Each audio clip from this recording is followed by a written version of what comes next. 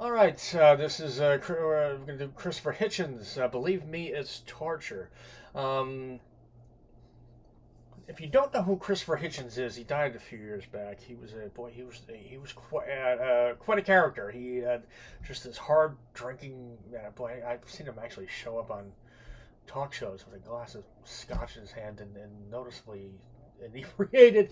He wasn't a sloppy drunk though. He was a brilliant guy. He seemed to have an almost photographic memory. He could just recall entire, it seemed like paragraphs of information.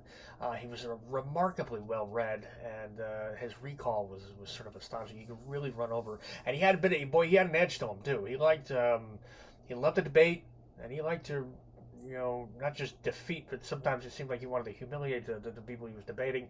And again, he was a kind of a character, liked to pick fights, and he loved to go against the grain. I can remember him.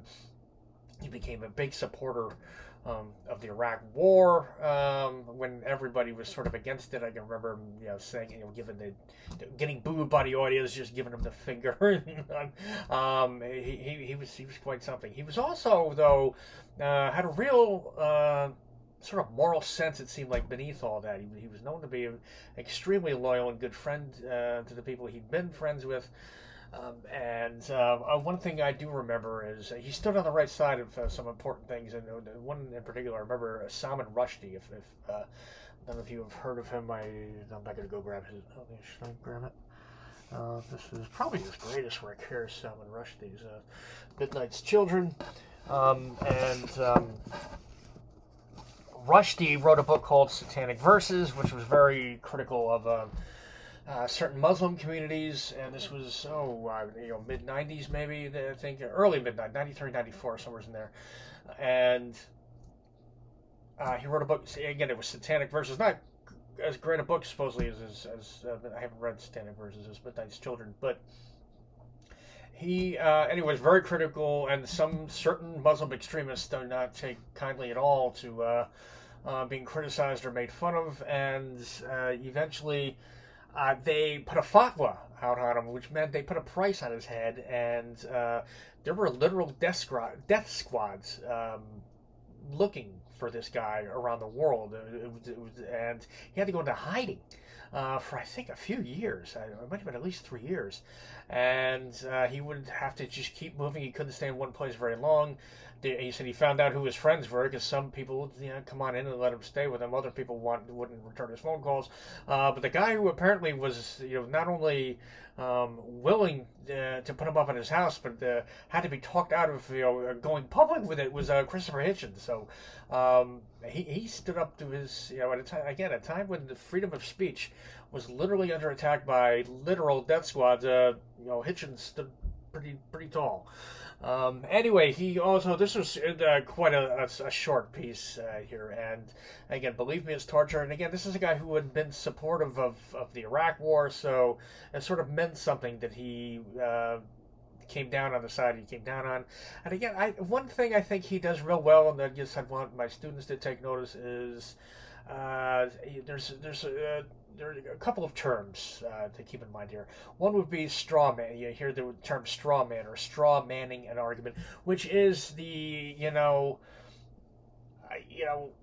maybe it's certain if you're a Trumpist, Black Lives Matter, they're just all racist themselves and rioters who just want to destroy things and they're anarchists, and you basically take the worst of a group and just make them the only of the group, if that and again, you inflate an argument to the point of its absolute worst and maybe even unrecognizable, and act like that's all the person is saying and sort of flatten things out. That would be, and boy, you say again, you turn on cable news any night of the week on any of those shows where you got a panel of people sort of screaming at each other. They are all doing that. And God, if I could spare any of my students that don't to learn to see that is a major skill, I think, to learn on being able to think for yourself, because otherwise, because what it is the one they pick usually is kind of sticky. Yeah, nobody wants to be on the side of a racist or something, right?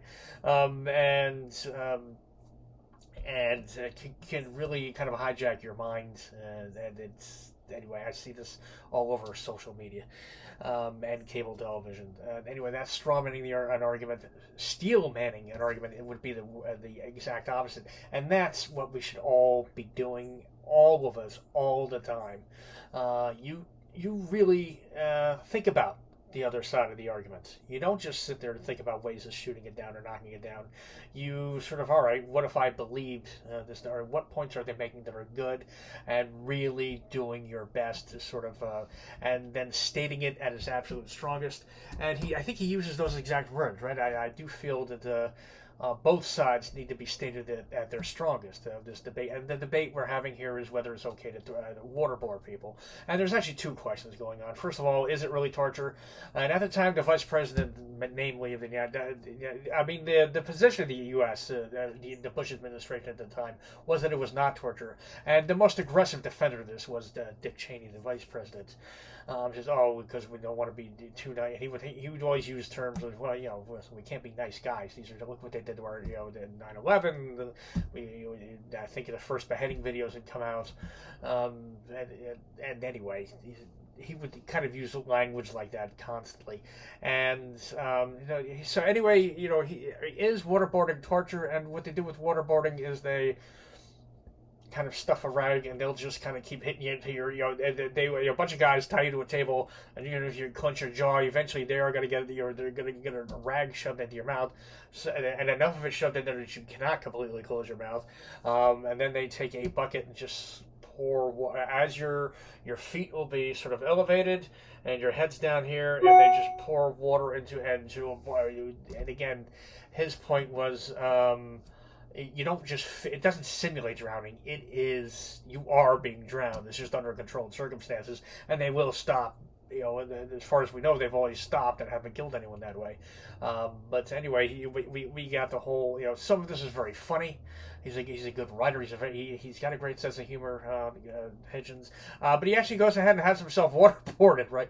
And I think he lasts 20 seconds, less than a minute, right? So I guess this is a pretty, maybe it's not quite the, the gentle thing that Cheney and some other people would have been pushing. So he definitely he paraphrased. I think it was Abraham Lincoln, right? It said, famous, if slavery is not wrong, then nothing is wrong, and if this isn't torture, nothing is. So he definitely comes down strongly on the side of it being torture. But now, whether or not we should do that to some of these guys, and again, he still mans the pro side of the argument. He comes down on the negative, by the way. So he doesn't think we should do it. But the pro side of the argument is essentially that, no, look, these are horrible. Some of these are just murderous, horrible, people, and they have no respect for human life. They want to kill as many people, and not combatants either, right? They purposely target civilians as possible, and and the fact of the matter is, yeah, okay, it's horrible. Maybe while they're going through it, as soon as they give us our information, they now know, they stop it within an hour or so or two. Maybe they'll have some nightmares or things, but they're mostly going to be fine. It's not like having your fucking fingernails pulled out, or having electrodes hooked up to your butt, and shot. No, you're not having your skin peeled off, or have someone taking a pair of pliers and just breaking every bone slowly in your hand. There's it's not quite that. You're not maimed afterwards, and you know what? We have too gotten some information out of this.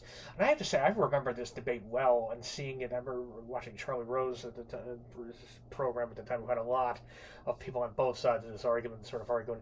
And I have to admit, I just couldn't. I didn't know what side to come down on myself at the time, because I feel like, all right, if I was tied to a table and someone had my, or someone's, was physically about to cut had cut a finger off and was now starting to cut the second one off, and I had information, I might give it when to them when I wouldn't, maybe if they were, again, I've never been waterboarded, but I kind of have a feeling like maybe,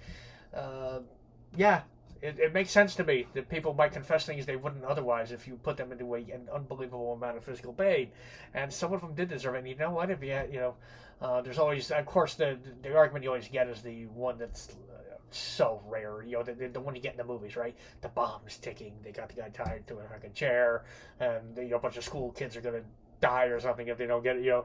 And that just comes up so rarely. I don't know, maybe it's not as worth considering, but we can all. But I tell you what, you want to give me the ultimate thing. I'm a dad. Put my daughter in danger, and I have a guy sitting in front of me who could tell me, where she is, and there's nothing I wouldn't do to the guy. I wouldn't have any conscience about it either. I think probably most parents are that way. But then he goes over to the other side of the ice. Anyway, he thinks they have a point, and this, as torture goes, this is probably the least harmful. And you know what? If they're getting answers, then these guys are patriots. They're not evil, or sadistic. But then he goes over, and I think it was Malcolm Nance, who you can see on television quite a bit these days, on a lot of the MSNBC and places like that. And he was, listen, once we start torturing, if you're going to be, the great United States of America, and again, we've had a real fall from grace, I think, with the current administration, but in the world, the eyes of the world. But you have to, if you're going to, have Geneva Conventions where these things are illegal. If you want to be the United States of America, be the moral beacon of the world, you just can't do this. And the price of being the moral beacon of the world and having and the much more pacified, less violent, less dangerous, and much more flourishing, economically world that goes with America being at its best and being the lone superpower. The price to pay for that is you don't get to torture people even when they deserve it. So I think that's a pretty strong argument. The Geneva Conventions, once we do it to others, we can't complain or put when other countries do it to us. Right. And so I do think he makes a pretty compelling argument, and he convinces Hitchens too by the end of it. And anyway, Hitchens, at the end does come out, come out on the side of he thinks it's wrong and we shouldn't do it, but he's not 100% confident, right? I think I think much of the strength of this piece is how well he saw both sides. And I do think that's an important thing. Maybe we can all learn from it.